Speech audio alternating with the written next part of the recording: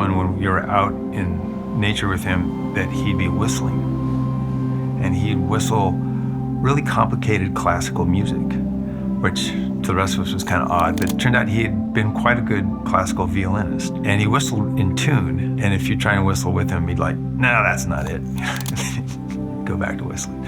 But you'd see him whistling a lot, you know, around camp, out in the woods, by the river, whatever. So I think that was the sign that, yeah, he was in his place.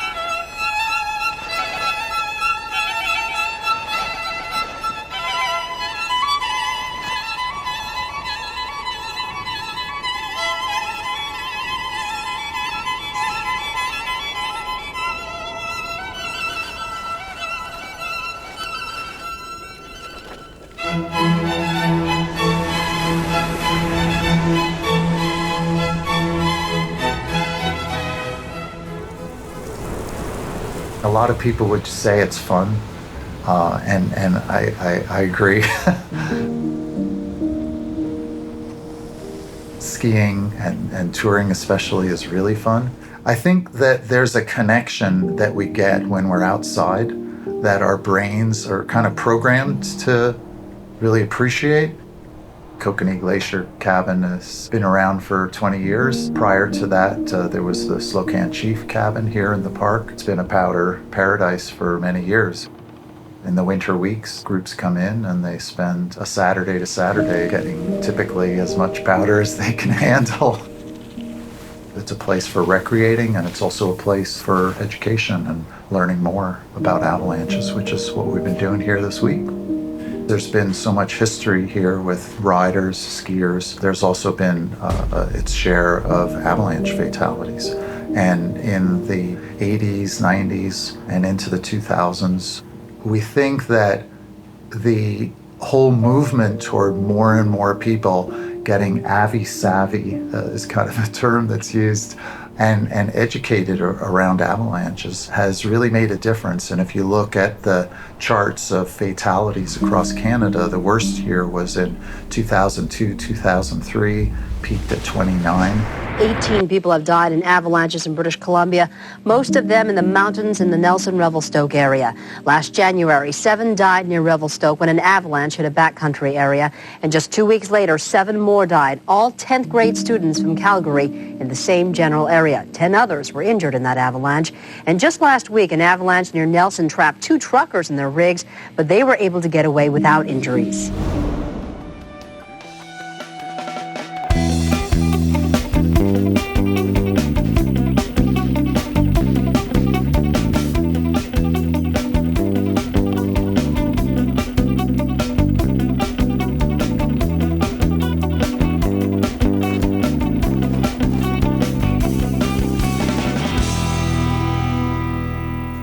Welcome to the Cascades, one of the many natural playgrounds located within a short drive of outdoor research. The terrain here in the Pacific Northwest is varied, to say the least. These different surrounding areas give outdoor research, engineering, and product development teams ample opportunity to develop and test products for the great outdoors. Outdoor research, better known as OR throughout the industry, was started in 1981 here in Seattle by President Ron Gregg, who designed the first product, X-Gators, in response to the lack of a functional, high-quality alternative. Since that time, the story of outdoor research is so logical that it almost seems made up. But he'd come back and sit around the dinner table complaining about everything that went wrong, and literally the whole family, well, there's 4 kids, literally the whole family say, Ron, if you're so damn smart, why don't you build it yourself? And so we actually take credit for outdoor research. Remains actively involved in all aspects of the business. Hi, welcome to my office. I'm Ron Gregg. I started this company back in '81, and at the time I had a vision that we would someday be the premier supplier of accessories to the outdoor recreation market. Actually, that's total bullshit. And then one day he had my sister and my mother teach him how to use a sewing machine. My name is Robert Craig. I go by Bob, and I'm Ron's brother. His little brother. He was 5 years older than me. I knew Ron as an academic, very serious, very quiet, very focused, I guess you would say. There was no early interest in going outdoors. Well, our outdoors was swimming and skiing. His interest in the outdoors developed after he graduated from Caltech. He was working for a civil engineering firm that did large-scale projects like dams, and he was running their 3-color lasers that was doing within inch accuracy over a mile distance, things like that. They sent him all over the world, and that's when he got interested in the outdoors. After the job was done, he'd stay and hike and start climbing, and he got more and more involved and started climbing mountains. He canceled a trip he'd been planning for quite a while. I think I said, I thought you were going to be in. I had to cancel it. It wasn't cold enough. He said, well, how the heck cold was it? He said, it was only 40 below. I can't test my stuff in only 40 below. It's got to be colder than that. Yeah, his level of intensity got certainly stronger over time. I think it was really attributed more to he needed to find extreme conditions to test his stuff to the limit. That was his passion, not really, I don't think, the physical trip itself. That was just a necessary piece of the process. Tim would know more. Of course, I heard his story from him on why he started the company. He was up on the Kinley. He was up there with his brother-in-law, and they got weathered in for about a week, and it was really, really cold. And Ron had made himself some insulated gaiters and some heavy-duty mitts because he didn't feel like there was anything in the market that was good enough for that. And so his brother-in-law didn't have those things, and his brother-in-law lost a bunch of toes and fingers. I guess he came back from the trip kind of both highly motivated and a little angry that the industry wasn't making good gear. My name's Tim O'Neill. Been a backcountry skier, whitewater kayaker since I was in high school, really. When I met Ron, probably 83, I think he had just moved out of his basement where he was cobbling together gaiters and gloves and things. I don't really think he was doing a lot of focus groups on, asking a whole bunch of campers, would you buy this, would you buy that? He would build something because he thought it needed to be built. He was a hell of a lot of fun to be with.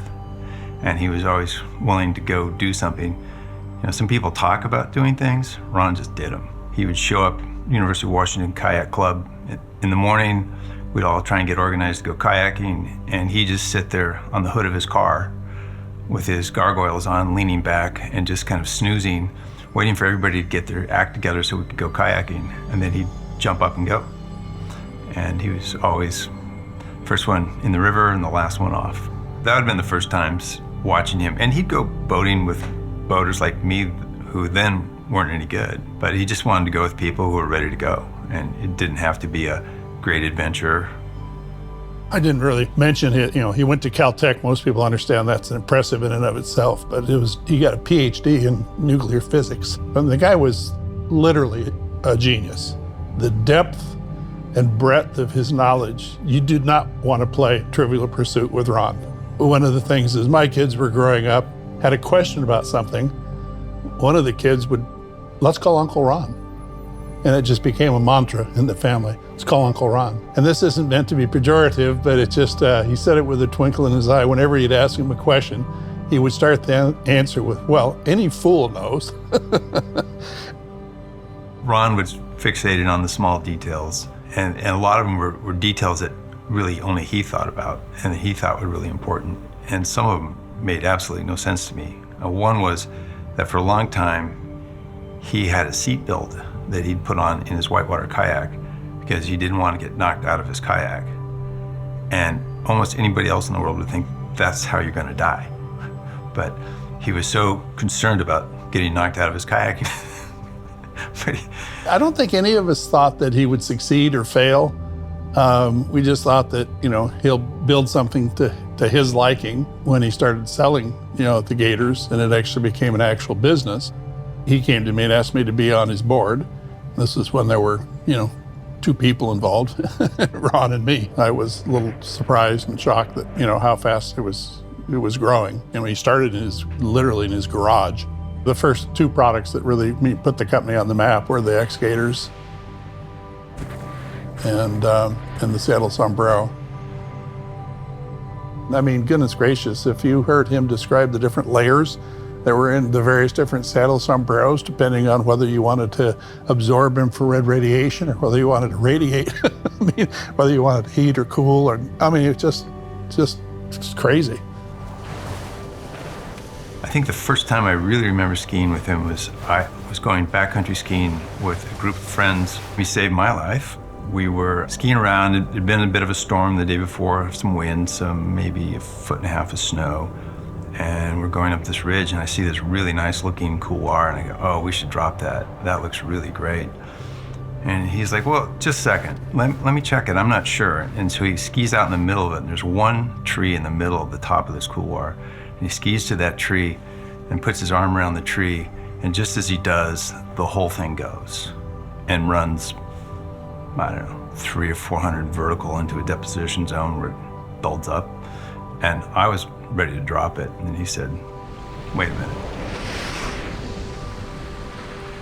I don't think having risk management conversations as a part of protocol was happening then very much. Yeah, I think there was a lack of vernacular around risk management in the backcountry, and I think that's evolved a ton over the last 30 years, and I guess that, you know, the accident that we were in was just one more impetus to make that evolve.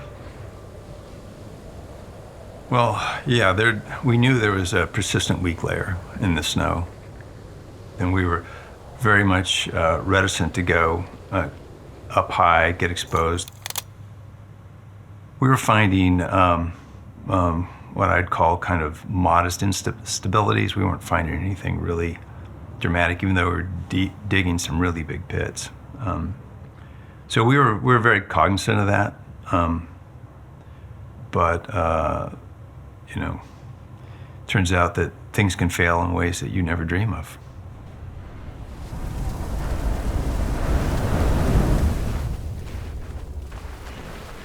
So we're trying to piece together what might have happened on March 17th, 2003. In terms of the modern era of, you know, when people were recreating, it was the worst year in terms of fatalities in Canada. 29 people died that year. There were a number of really significant and really big avalanches that caught people by surprise. It was just a really, really challenging snowpack. You're looking up at Slocan Chief, which is this big, beautiful, white expanse. It looks like it'd be great to ski, but we weren't going to go there. You know, they were in the right kind of terrain, and there is a certain degree of luck that comes into this. There's a certain amount of risk always in anything that we do.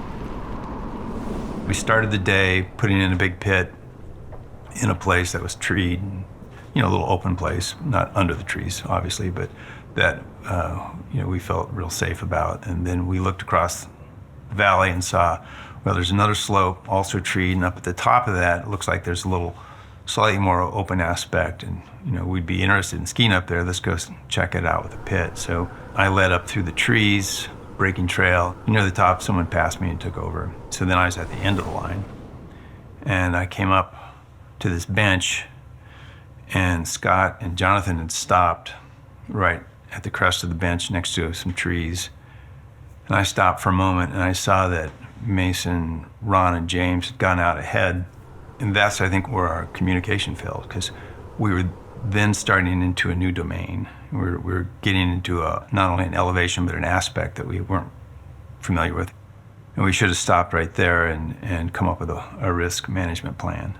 But they were all having a conversation and just trucking along. It was beautiful, and there was nice snow. I stopped, and I just had a bad sense, and kind of, normally I would just like go on right behind them, but I was looking around and I couldn't articulate it. It wasn't clear to me.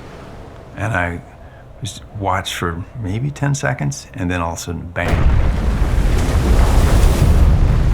The avalanche started. First, the little slope we were on, which had trees on the left and a cliff up on the right, wasn't that steep, wasn't that big. but it whooped, it settled, and it slid down into the trees on the left. And that was maybe a burial of a foot to 18 inches, no big deal.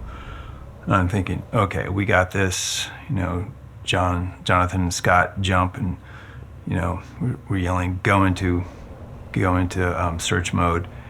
And then the slope that whooped under us and slid caused the crack basically to propagate out to a huge slope way out in front of us in the distance. And that let loose really deep, really big.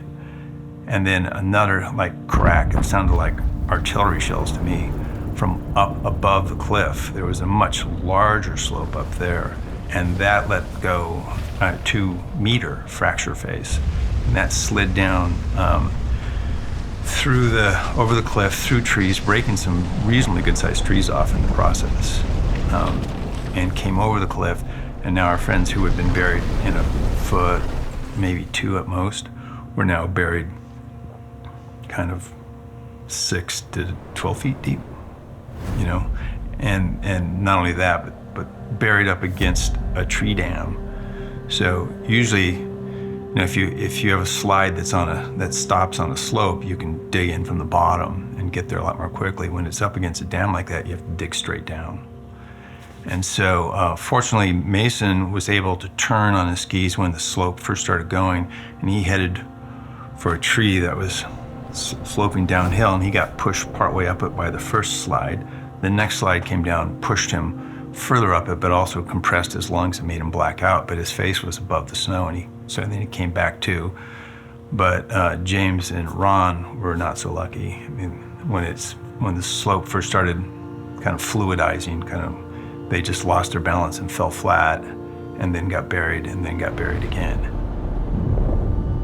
We had the old-fashioned beacons, which, you know, they couldn't isolate on one beacon or another. They weren't digital, they were analog. You traverse the slope, get to the loudest point, and then as it would get weaker, you go back to that loudest point, turn down the sensitivity, and turn down slope at that point, and do it again and again and again. So we got over what turned out to be Ron pretty fast, maybe a minute. But I couldn't figure it out because I turned my beacon down to, when I'd done beacon practice in the past, you know, you keep turning it down, down, and down. So I'd get over the loudest point and I'd turn it down and I'd lose it. I couldn't figure that out. And that was because, you know, he was 3 meters under the snow. We started digging straight down, but then we realized, whoa, there's 2 people buried. So Jonathan went and found James, and I jumped over and started digging there. And Mason had got himself free, and so Mason and Scott kept digging down to get to Ron. And I think we got to Ron in 40 minutes. We got to James in 30. And it was a compression kind of situation up against that tree dam, so none of them had snow in their mouth. So they were clearly never got a breath.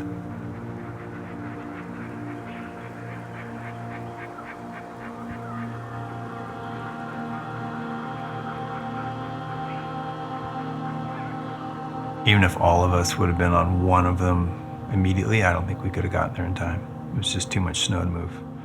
Anyway, the Abbey crew from the BC highways came in their helicopter, and first thing they did was drop bombs all the way around the cirque up above it. Just bomb the hell out of that place before they'd go in. The huge, beautiful slope that we wanted to ski didn't even move, despite all the bombs. So if we'd just been jackasses and gone and skied that, we'd been okay. Control people said, well, this is the kind of slide that could have got us too. I guess made us feel that we weren't complete jackasses, but you know, you live with what ifs forever after that.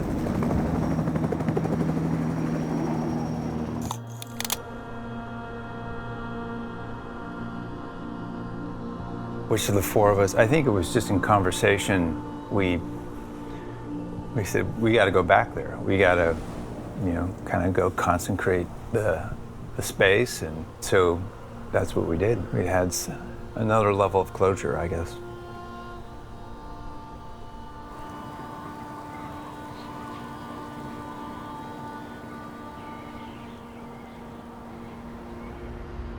"200 employees are stunned by his death.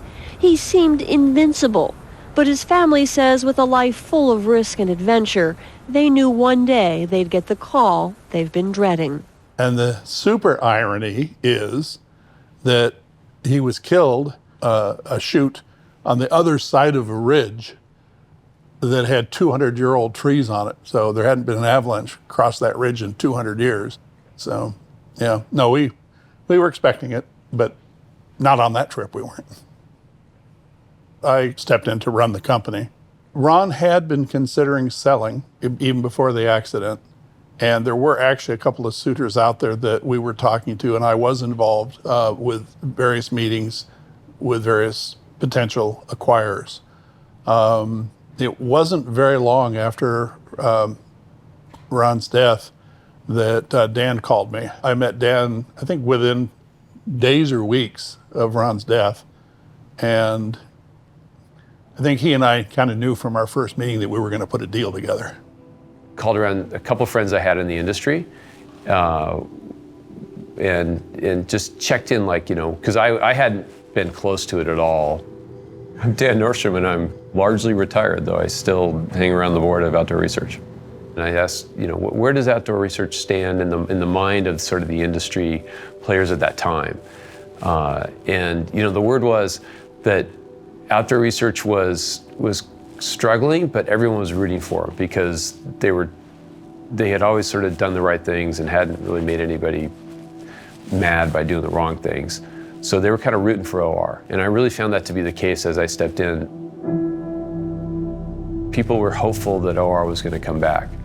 But because Ron had been very committed to domestic production, building largely everything in Seattle, and yet he didn't have the capital to really sort of do it in the modern way. So essentially OR was in a squeeze where sales weren't growing, costs were rising, they weren't at the forefront of technology, and they were kind of in a dead end. And that was, but at the same time, there was a brand that people knew something about. And so I felt like we had a chance to sort of turn that around. I'd sat on the board for 20 years. I knew the product line, I knew the operation, but I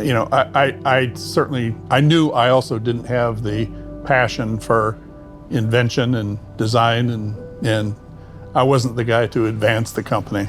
I could manage the company, keep it going, and I assumed that we would close the sale even before Dan called me. And when Dan called, it just expedited everything. The thing it's hard to visualize now is that the whole outdoor industry kind of got created, late 60s and the 70s. And for the most part, the product was really not very good. So people hadn't learned how to make things well. And in the 70s, as I was coming up as a climber, buying a Frostline kit and making it yourself from parts was a legitimate alternative to buying a finished product, because the finished products just, weren't that good. And so the whole industry was at such an infancy in the 80s, and it was very small. And things were sold through, small ads in the back of Climbing magazine.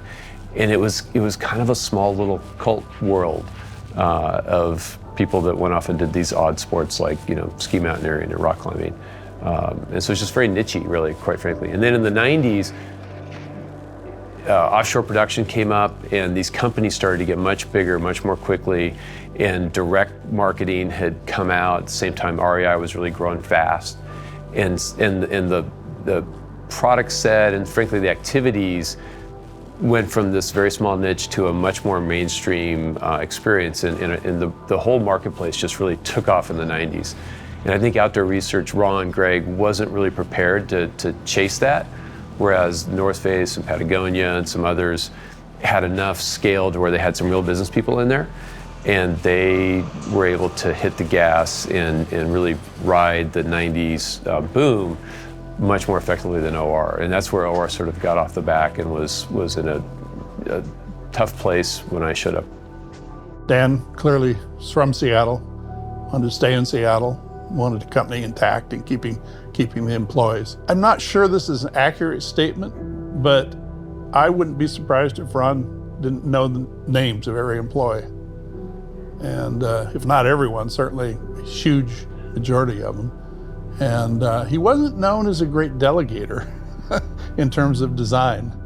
And he bucked everybody's, input about fashion. He hated fashion. I mean, he was on the floor, every floor. When he wasn't out traveling, he was here and walking around. Quality was his passion. And to get the quality he wanted, he was around watching it being built, figuring out how to do it better, not necessarily faster, better. I was really the antithesis of Ron.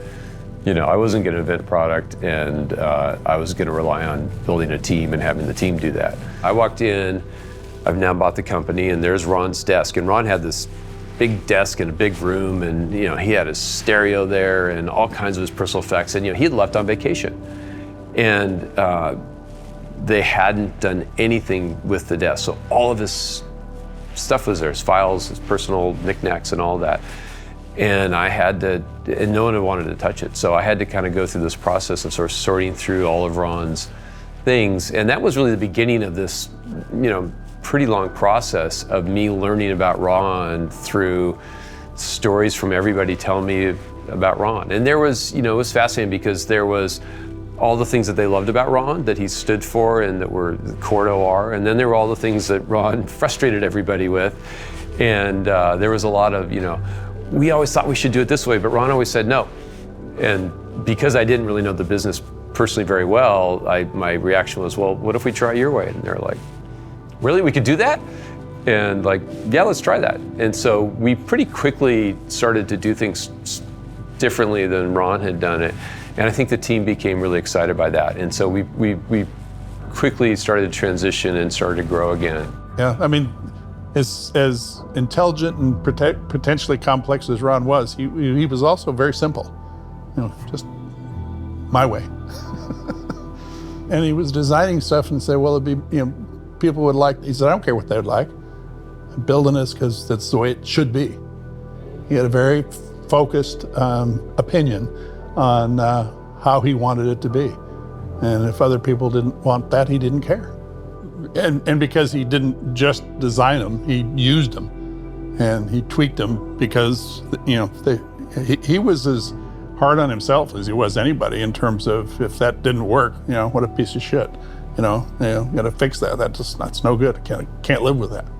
And he tried different materials and different solutions. And again, his science background and actually measuring the results, testing the results until he got it the way he wanted it. I would say Ron was a work in progress when he died. I think he was, he knew who he was in a business sense, he knew who he was in an outdoor sense, but I think he was finally starting to kind of soften up a little bit and be more emotionally available. That was starting to take root. And I remember talking to him about that and thinking, okay, there's a light here. This could happen. So I was pretty sad not to see that play out. He was very self-defined, and you could tell in the way he dressed and the way he acted that he was, first and foremost, he was himself. And that you need to pay attention to the world and other people, but you also need to not cave in and not be yourself. What do they call it? AAA personality. Yeah, he was in charge of his life, and again, I don't necessarily care what other people wanted to do. This is what we're going to do. If you want to come, that'd be great. Love to have you, but we're going to do it. This is what we're going to do. Which is why I kind of stopped going on trips with him. I'm quite sure he was concerned about the well-being of his employees. He was kind of a 3 Ps guy. People, planet, profit. Today we've got 240 people here working in Seattle, making what we all like to think are pretty much the premier accessories for outdoor recreation in the market. I believe he would want to have continued to make gear that outperformed, that filled the niches that weren't being properly filled in his mind. A lot of the things we did, like kitchen kits and travel kits, didn't even exist before we came up with them. But now they're sort of standard products in the market, and you see copies of most of that stuff everywhere. He wanted people to go out in nature and have a good time, and one of his many sayings was, "There's no such thing as bad weather. There's just inadequate clothing." So the 4 mantras that are core to the philosophy of outdoor research, if we can be said to have a philosophy, are to build products that are innovative, versatile, durable, and provide the consumer with good value. So to do this, we've spent a lot of effort over the years to find materials that are the best, to make sure that we're getting out into the big office and testing things, day in and day out to make sure they really work. What's been really exciting and compelling for me after all these years is to see that the historic commitment to the product that Ron brought, and then we built a team that's been able to carry forward, is truly authentic.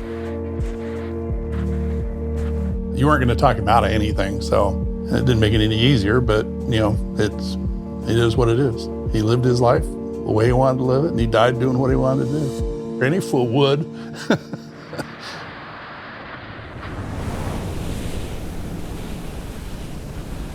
When someone who doesn't know the backcountry, or skiing, or whitewater kayaking for that matter, and they hear that you do it, and they think that you're taking these huge risks, I tell them that I feel like the riskiest thing I do on a regular basis is ride my bike to work in Seattle.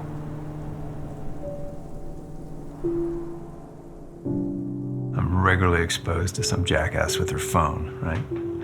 Out and not paying attention, and had plenty of close calls. I'm at risk for getting cancer. I'm at risk for any number of things. And I think we're all at risk for having a life that's not very meaningful, that doesn't really bring us joy, that doesn't connect us to something bigger than ourselves.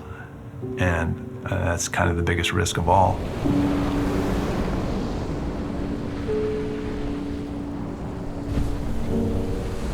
Still a lot of people are really run by their fears. They fear what could happen much more than they fear not having the experience. And Ron was quite the opposite. Ron wasn't ever going to live without having the experiences. So he would not have held back. If he'd not been the one to die, if it had been one of us instead, he would have kept going, no doubt.